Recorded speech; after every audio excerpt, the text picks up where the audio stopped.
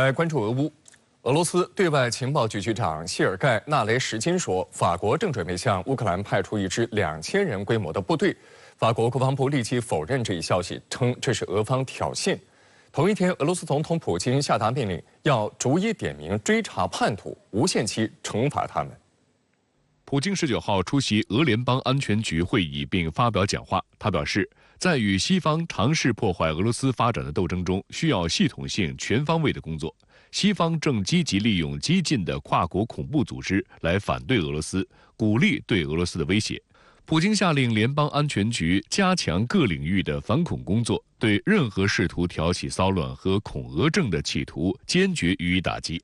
他提到，参与侦查破坏的人员企图侵入俄罗斯领土。普京说，当我提到这些叛徒时，我要求你们一如既往的不要忘记他们是谁，要逐一点名追查他们，无论他们身在何处，我们都将无限期地惩罚他们。另外，俄罗斯对外情报局新闻处在一份声明中援引局长谢尔盖·纳雷什金的话说，法国现任执政团队并不关心普通法国人的死活，也没把将领的担忧放在心上。据俄罗斯对外情报局获得的情报，用于派往乌克兰的特遣队正在编制当中，第一阶段约有2000人。他同时说，法国军方担心的是，如此规模的部队无法悄悄进入乌克兰，可能会成为俄军的优先合法打击目标。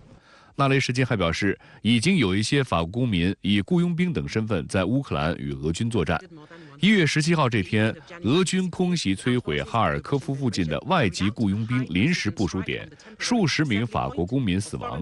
这类打击成为俄乌冲突的常事。俄方情报显示，在乌克兰战死的法国人数量不断增加，令法国军方担忧。自20世纪下半叶阿尔及利亚摆脱法国殖民统治的民族解放战争以来，法国从未在海外遭受如此大的损失。在爱丽舍宫看来，在乌克兰战死的法国公民人数已经超过心理上的临界值，相关数字一旦公布，可能引发法国民众的抗议。像这个事儿呢，是俄罗斯对外情报局局长纳雷什金说的，他本身呢就是搞情报的，尤其还是搞对外情报的，所以呢，从他嘴里边说呢，这个事情呢可信度还是比较高的。法国国防部随后发表声明，否认法国已经在乌克兰部署军队或者准备向乌克兰派部队，称纳雷什金的说法是俄罗斯大规模系统性利用假情报的又一个例子，并认为这是一种不负责任的挑衅。对于法方的回应，俄罗斯外交部发言人扎哈罗娃发表讽刺性评论，质问法国当局是否再次抛弃了本国公民。美国国务院发言人韦丹特·帕特尔则说，美方对俄罗斯官员的说法一向半信半疑，如果确有其事，也应该由法国方面来说。他还说，美国总统拜登已经非常明确地表示，美国不准备向乌克兰派部队。帕特尔补充说，北大西洋公约组织秘书长斯托尔滕贝格同样强调，北约不会向乌克兰派兵。意大利总理梅洛尼19号也在议会表示，意大利不赞成向乌克兰派兵。虽然是否派兵乌克兰还未成定数，但美欧在制裁俄罗斯上一直持续加大力度。欧盟官员近日提议动用俄方被冻结资产的利息等收益支援乌克兰。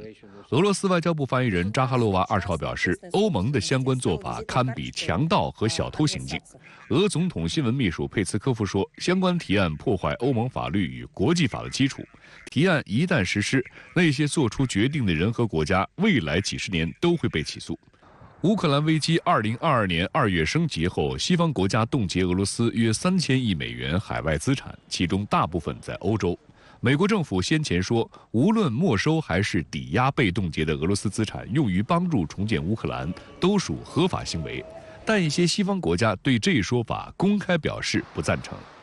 值得注意的是，特朗普日前接受了英国媒体 GB News 的专访。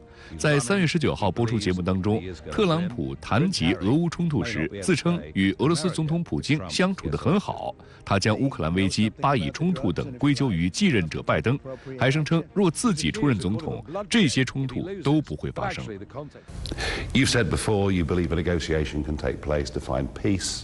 You could sort it out quickly. But is Putin the kind of man we can negotiate with? Yeah, I think he is. I like Putin. I got along with Putin great. I can tell you one thing, he certainly wouldn't have gone into Ukraine, no way. And he didn't. You know, people say, well, how do you know that? Even Democrats say he wouldn't have gone if I were president. You wouldn't have Ukraine, you wouldn't have had Israel. 另一方面，当地时间19号晚，普京成功连任后，在克里姆林宫与国家杜马各党团领导人会面。俄罗斯联邦共产党中央委员会主席久加诺夫建议普京总统可以从访问中国开启其新任期。普京回复称：“我一定会认真考虑您刚才所说的话，不开玩笑。”